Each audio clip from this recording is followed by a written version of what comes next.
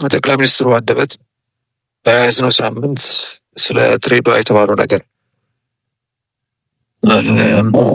እንግዲህ በጣም አስገራሚ ነው። እንደ ድንገትም እንደው በስሜት የተባለም ነገር አይደለም። በደንብ ታስቦበት የተባለ ነገር ነው። የታቀደ ነገር አለ። ለዛ እርጊያ መንገድ እንዲሆን ነው የተነገረው። ይህን አስመልክቶ ያው ለህዝብ አንዳንድ ነገሮችን ማስጨበጥ ስለፈለኩኝ ነው። ለምን ነገሩ በድሬዳዋ የሚቆም አይደለም። ዋናው ታርጌት፣ ዋናው ኢላማ አዲስ አበባ ናት፣ ወደ ሰሜን።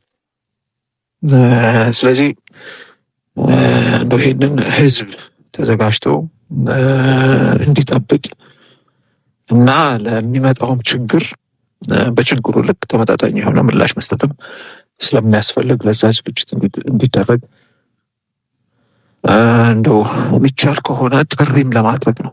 በዚህ አጋጣሚ ማለት ነው። በተለይ ድሬዳዋና አዲስ አበባ ያለ ህዝብ ይህንም ባንክሮ እንዲያደምጥ ነው የማጸነው ማለት ነው።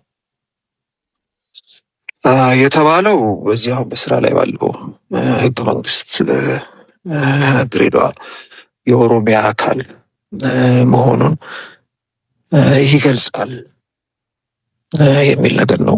ይሄ ብዙ ጣጣ የሚያስፈልገው ነገር አይደለም፣ ፈጽሞ ሀሰት ነው።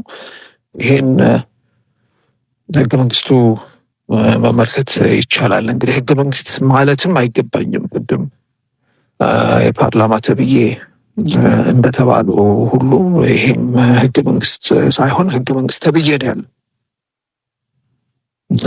ግን እዚህም አሁን እንደገና ደግሞ ሌላ ሰፋ ያለ ነገር ውስጥ መግባት አልፈልግም። ዞሮ ዞሮ ይሄ ህገ መንግስት የምጠቅሰው ግልጽ መሆን ያለበት እንደው በራሱ ዋጋ ስላለው ነገ ተነገ ወዲያ ለዚች ሀገር የሚጠቅም ይሆናል በሚል ተስፋ ሳይሆን ቢተገበር እንኳን ማለት ነው አገዛዙ ከሰማይ እንደወረደ ሰነድ ነው ብሎ የሚመጻደቅበት ስለሆነ ነው። በሱ ነው መመራው፣ በሱ ነው ሁሉን ነገር የምፈጽመው ስለሚል ነው። ስለዚህ በራሱ መለኪያ እንኳን የተባለው ነገር ትክክል አለመሆኑን መጠቆም ብቻ ነው እንጂ ኢትዮጵያ ህገ መንግስት የላትም። ላለፉት 30 ዓመታት ህወሓት ስልጣን ከያዘ ጊዜ አንስቶ በዘፈቀደ በገዢው ፓርቲ ዘፈቀደ የምትተዳደር ሀገር ናት። ህገ መንግስት ተብዬ ግን አለ። ለመጀመሪያ ነገር ህገ መንግስቱ የህገ መንግስቱ መንፈስ ለመላ ኢትዮጵያውያን ግልጽ መሆን ያለበት በመንፈስ ደረጃ የህገ መንግስቱ መንፈስ ከቀድሞ ሶቪየት ህብረትና ከቀድሞ ዩጎዝላቪያ የተቀዳ ነው። እንደ እነዚህ ሁለት ሀገራት የቀድሞ ሀገራት ህገ መንግስት መንፈስ ከሌላው ዓለም ከምናውቀው በጣም የተለየ ነበረ። በሁለቱ ሀገራት ብቻ ነው ያ መንፈስ የነበረው። በሌሎች ሀገራት ለህገ መንግስት መሰረታዊ መንፈስ ሆኖ የሚያገለግለው ያው ህገ መንግስት የሚወጣበት ሀገር አለ። የሀገሪቱን ሉዓላዊነት ተቀብሎ በዛች ሀገር ውስጥ የተረጋጋም ስርዓት፣ ፍትሃዊ የሆነ ስርዓት የማቆም አላማ ነው የሚኖረው። የሶቪየት ህብረትና ዩጎዝላቪያ ግን ከዛ በተቃራኒ ነው። ሁለቱም ጋር ህገ መንግስት ሲወጣ አላማው በአንድ ሀገር ውስጥ ስርዓት የማቆም ሳይሆን የተለያዩ ሀገራትን ወደ አንድ ሀገር የማምጣት አላማ የነበረው ህገ መንግስት ነው። ይሄ ማለት ምንድን ነው? አሁን የሶቪየት ህብረት እንደምሳሌ ብንወስደው 15 ሀገራት አሉ ነው መነሻው። 15 የተለያዩ ሀገራት አሉ። ከነዛ መካከል ሩሲያ አንዷ ነች፣ ዩክሬን አንዷ ነች፣ ቤላሩስ፣ ሞልዶቪያ፣ ካዛክስታን፣ ተርክሜኒስታን እያለ ይቀጥላል። እነዚህ የተለያዩ ሀገራትን በኮሙኒዝም ጥላ ስር ወደ አንድ ሀገር እናመጣለን ነው የህገ መንግስቱ መንፈስ። ስለዚህ ለእያንዳንዱ የሁሉንም ሀገራት የተለያዩ ፍላጎቶች የሚያስተናግድ ህገ መንግስት እናወጣለን። እና ሉዓላዊነትም የተሰጠው ለሶቪየት ህብረት ሳይሆን ለሀገሪቷ ሳይሆን ለሪፐብሊኮቹ ነው፣ ለክልሎች፣ በእኛ አሁን ክልሎች የምንላቸው ማለት ነው። በዩጎዝላቭም ተመሳሳይ ነገር ነው። ዩጎዝላቭ የምትባል ሀገር አልነበረችም። ዩጎዝላቭ የምትባል ሀገር መፍጠር አለብን በኮሚኒዝም ጥላ ስር። እንደ ይቺን የጋራ ሀገር የሚፈጥሩት ሰርብ የሚባል ሀገር፣ ክሮት የሚባል ሀገር፣ ቦዝኒያ የሚባል ሀገር አለ ነው መንፈሱ። ይሄ ነው እና ይህንን መንፈስ ነው ህወሓቶች ወደ ኢትዮጵያ ያመጡት ማለት ነው። ኢትዮጵያ የምትባል ሀገር የለችም። ሆኖም ግን ኢትዮጵያ ውስጥ የምትባለው አጼ ግዛት ውስጥ እነሱ እንደሚሉት ኤምፓየር ውስጥ አማራ የሚባል ሀገር፣ ትግራይ የሚባል ሀገር፣ ኦሮሚያ የሚባል ሀገር፣ አፋር የሚባል፣ ሶማሌ የሚባል ሀገር አለ። እነሱም ወደ ሀገርነት ለመሰብሰብ በአንድ ሀገር ውስጥ እንዲኖሩ ህገ መንግስት እናውጣ በሚል ነው። እንግዲህ የህገ መንግስቱ መንፈስ ይሄ ነው። እንግዲህ በዚህ እሳቤ ይህን እሳቤ ነው ማስተካከል አይችልም። ህገ መንግስቱ ሊስተካከል አይችልም። በአሜንድመንት ማለትም በማሻሻል እናስተካክለው ህገ መንግስት አይደለም። እሳቤ ምንጩ ላይ ነው። ስለዚህ ወደ ምንጩ ነው መሄድ አለብን። ምንጩ ደግሞ አሁን ያለፉ ናቸው። በስልጣን ያሉ ሰዎች አይደሉም። በህዝብ ያልተወከሉ ነበሩ። ስለዚህ በትክክል ኢትዮጵያን የሀገር እውቅና ሰጥቶ የሚወጣ ህገ መንግስት ያስፈልጋል የሚባለው ከዚህ አኳያ ነው እና ከዚህ በዚህ ሳቢያ ህገ መንግስቱን አጣቅሼ ይሄ ህገ መንግስት እንደዚህ ይላል እንደዚህ አይደለም የሚል ክርክር ለማንሳት ህገ መንግስቱ ለኢትዮጵያ እንኳን እንደ ሀገር እውቅና የማይሰጥ ህገ መንግስት ነውና በኢትዮጵያ ውስጥ ስላለ ጉዳይም እንደ ማጣቀሻ ልንቆጥሮ የሚገባ አይደለም። ሆኖም ግን ያው አገዛዙ ከሰማይ እንደወረደ ቃል የሚምልበትና የሚገዘትበት ሰነድ እንደመሆኑ መጠን ለይስሙላ በራሱ መስፈርት ምን ይላል የሚለውን ለማየት ነው ድሬዳዋን ብንመለከትና ይህ ህገ መንግስት ተብዬው ድሬዳዋ የኦሮሚያ ናት የሚል ምንም ነገር አንዲትም አረፍተ ነገር አንዲትም ቃል የለውም። ይሄ ግልጽ መሆን አለበት። ጥያቄው ታዲያ ምንድን ነው?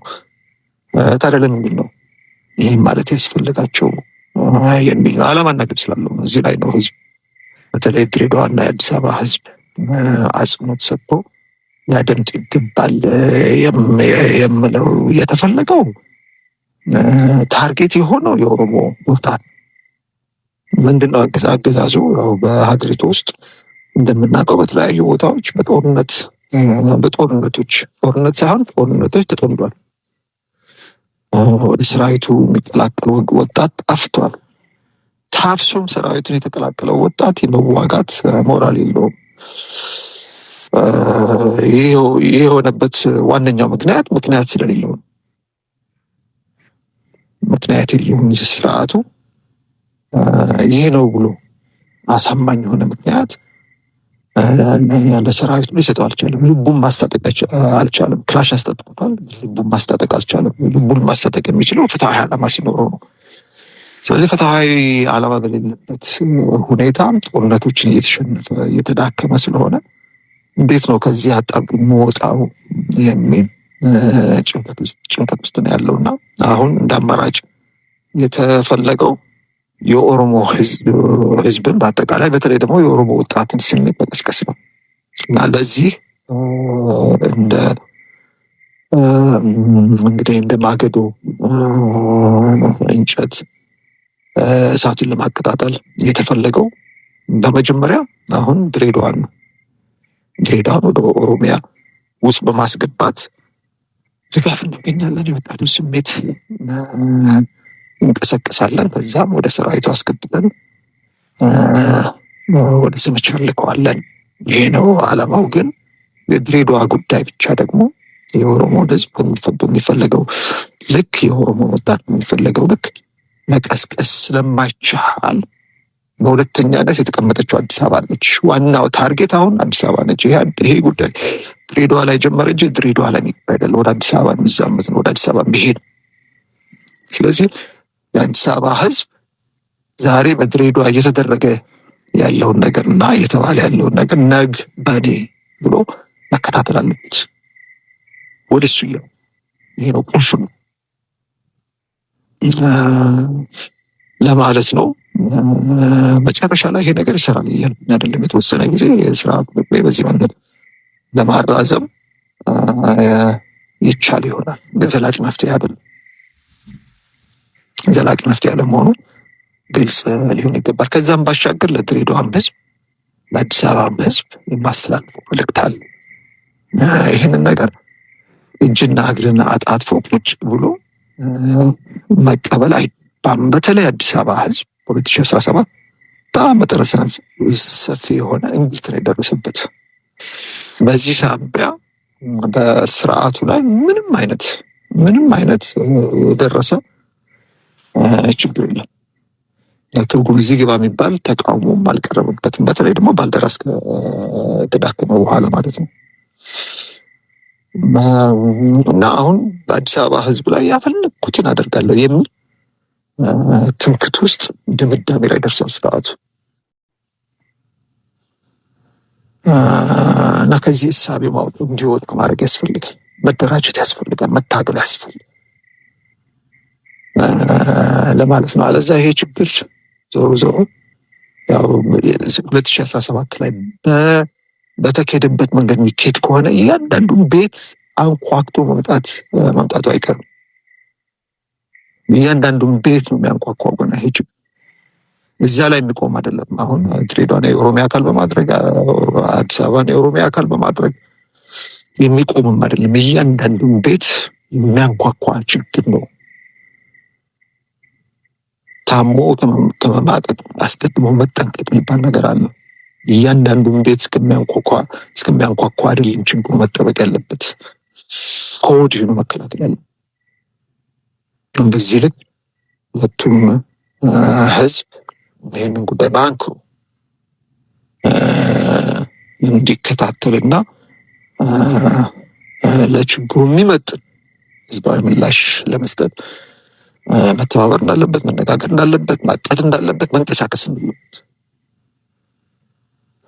ለማሳሰብ ነው።